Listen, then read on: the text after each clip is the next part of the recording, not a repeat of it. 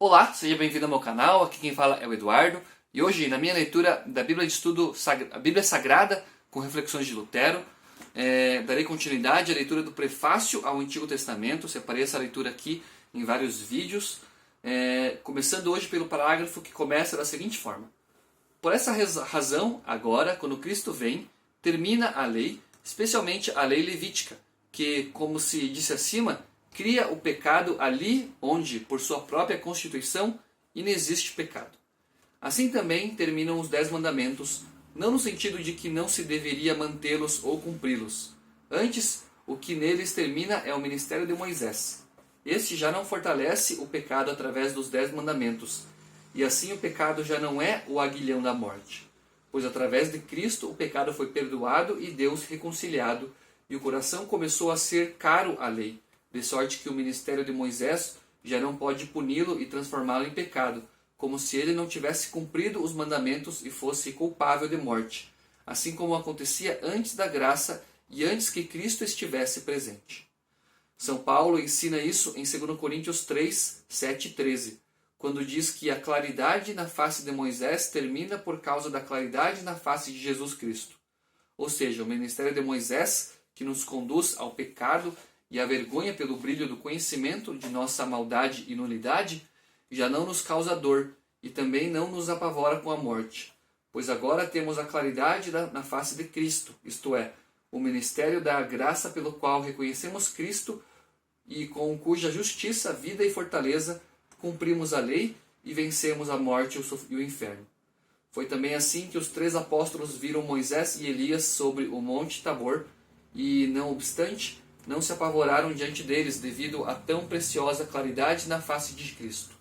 Contudo, pelo fato de Cristo não ter estado presente em Êxodo 34, 30 e 33 e 35, os filhos de Israel não puderam suportar a claridade e o brilho na face de Moisés, e por isso este último teve que pôr um véu diante de sua face.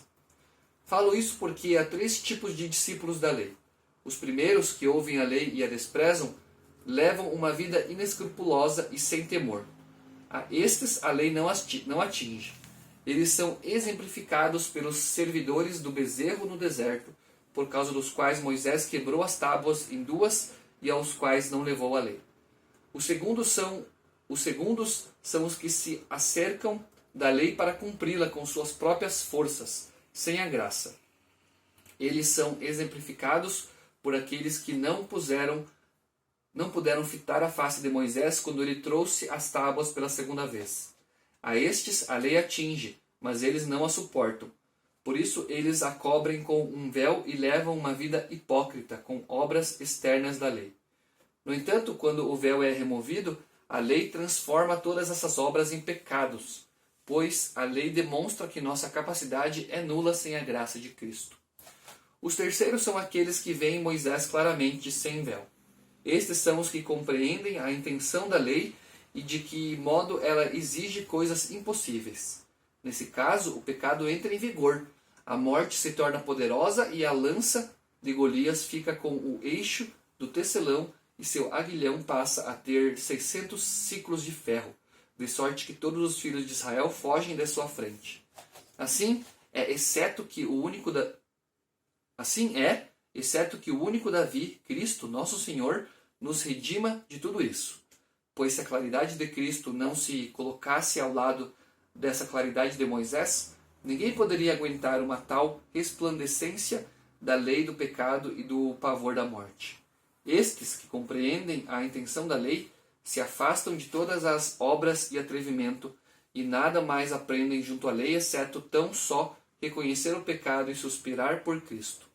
Este é, na verdade, o ministério de Moisés, assim como a própria constituição da lei. Assim também o próprio Moisés indicou que seu ministério e ensinamento deveriam durar até a vinda de Cristo, ocasião em que deveria terminar. Indica isso quando fala em Deuteronômio 18,15 que o Senhor teu Deus te suscitará um profeta do meio de teus irmãos, semelhante a mim. A ele ouvirás, etc. Esse é o dito mais precioso e certamente o núcleo interior de tudo que Moisés escreveu, um dito que também os apóstolos citaram com alta estima e frequentemente utilizaram para fortalecer o Evangelho e remover a lei. E todos os profetas muito extraíram desse dito, pois do fato de que aqui Deus promete um outro Moisés, a quem ouvirão, forçosamente se conclui que ele ensinaria algo diferente daquilo que ensinou Moisés. Conclui-se também que Moisés lhe transfere seu poder e lhe cede seu lugar com o fim de que se venha a ouvir aquele outro. Destarte, esse mesmo profeta seguramente não pode ensinar a lei, visto que Moisés já executou isso com toda a perfeição, não havendo necessidade de suscitar um outro profeta por causa da lei. Por essa razão, esse dito certamente foi pronunciado com vistas ao ensinamento da graça e a Cristo. Essa daqui então foi a leitura de parte do prefácio ao Antigo Testamento, da Bíblia Sagrada com reflexões de Lutero. Apenas lembrando que essa leitura aqui ela não reflete necessariamente os meus pensamentos, é apenas a leitura corrida deste texto.